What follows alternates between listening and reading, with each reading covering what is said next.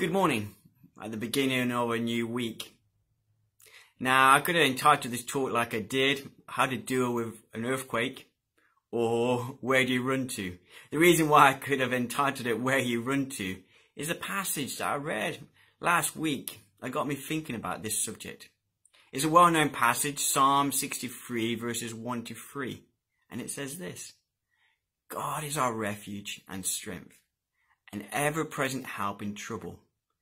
Therefore we will not fear, though the earth gives way and the mountains fall into the heart of the sea, though its waters roar and foam, and the mountains quake with the surging. And it talks there about God being our refuge and strength, ever-present help in trouble, where we can go to when everything seems to be collapsing around us. Now, I was born in Colombia, South America. That's partly why I have this strange accent. And you kind of got used to earthquakes. I lived in a place called Cali, and it's on the Andes Mountains, and we'd get earthquakes. Not really major ones, but you'd be aware sometimes when you had strong tremors. And you kind of learned to do one of three things. You either ran outside, or all the houses, the door frames were made out of metal, and you'd aim for one of those, or we had 2 or 3 metal desks, totally made out of metal, and you'd aim for one of those. And so occasionally you'd have these tremors that would just shake the house, and you'd do one of those, you'd aim to go there. Now, we didn't do drills like they do in California and Japan, but you'd learn over time, this was a place to go to when things got shaky. This is where you ran to. And I think the thing that the writer of Psalm 63 is challenging us about is, where do we run to when things begin to tremble in our life, whether they're high on the Richter scale, something major happening in our life, or whether something is maybe small but it's still a tremor, that it shakes us, it disrupts us. The question is, where will we run? To whom will we turn?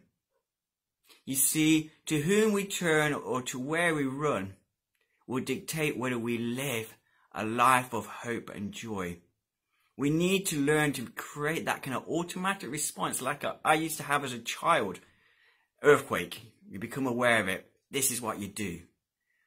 We've got to begin to have that in ourselves, that when things begin to shake, whether it's something like the coronavirus, it could be a whole load of other things that are happening in your life that are shaking.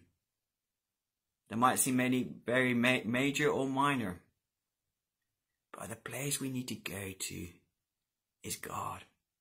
And unlike the door frame or the table or even outside, God is a refuge and strength who's always there, an ever-present help in trouble.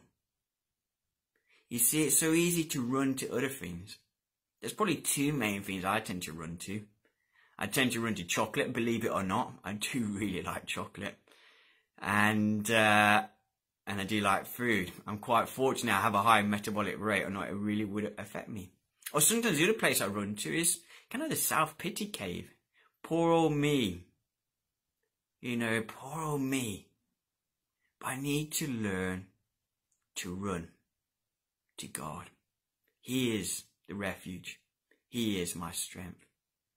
And I don't know what you run to when things begin to shake in your life. But my challenge to you, as to myself, is that we learn to run to God. And He's an ever-present thing. A bit like in an earthquake, they say, go to the closest safe place. And the great thing about God is He's everywhere. So He's always present. We just need to learn to become more aware of Him.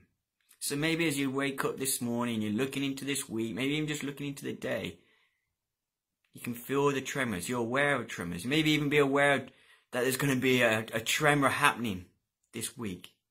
Let's just be still now. And in that stillness, maybe just shut your eyes like I am now. Just ask God to reveal His ever-presentness to you. Just begin to acknowledge you and say, God, I thank you that you're here.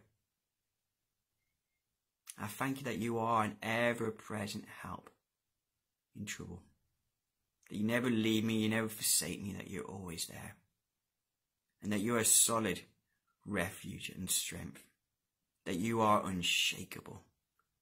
And I just thank you for that. And I place myself, and I place all those I love and all those things that are coming up this week in your hands on the solid rock that cannot be shaken. Amen. And as you go through the day, maybe things shake you or cause tremors, press into that ever-present help again.